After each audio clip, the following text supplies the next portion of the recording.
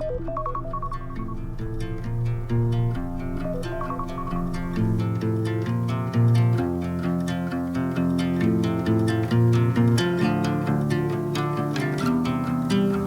the road, I've been away for far too long, but now I'm on my way back home.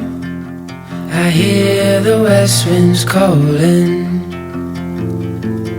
out my name.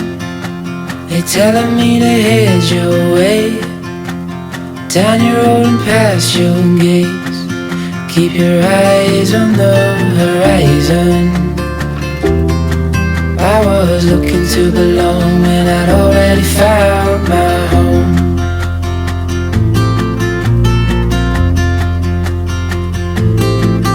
Won't be long, I'm there before the setting sun, for you to fall into my arms, the place I call my home. I was looking to belong when I already found my home.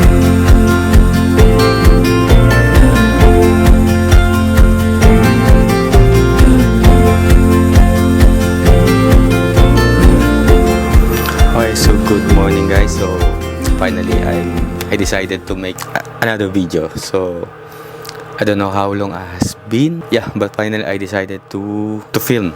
So today is as you guys can see, May 15, 2024, and right now we are on Skagway, Alaska. But before I start my ship, let me check first the Forex market.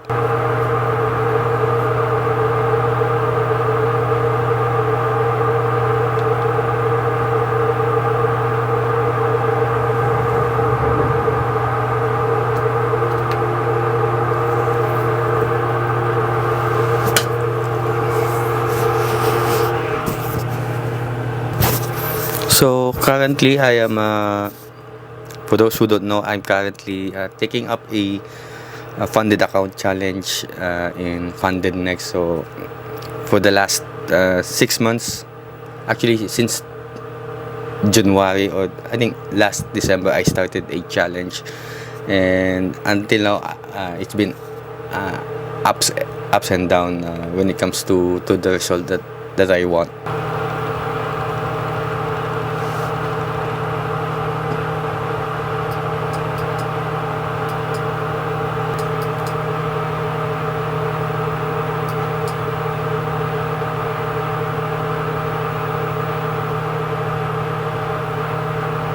Actually, every morning, this is now my routine. So since we came in Alaska, I've been checking and sometimes trading in the market between 6 a.m. until 8 a.m. in the morning, because this is Alaska time zone is, I think, 3 to 4 hours behind New York session, where I usually look for the market and look for my trade setup, because my trading plan is based on ICT silver bullet, and between 10 a.m.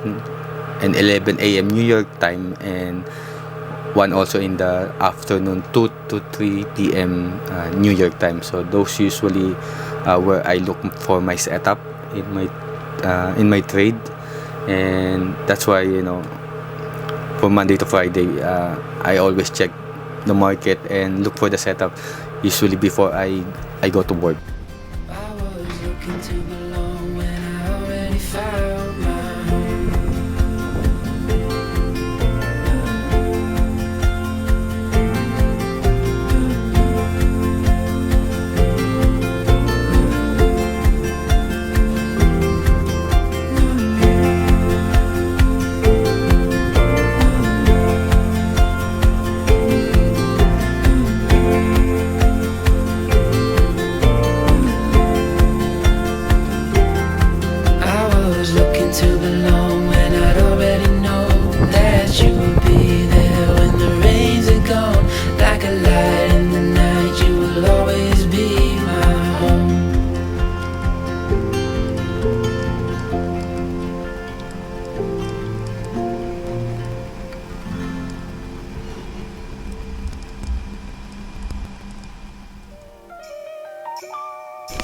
Nandun ka na.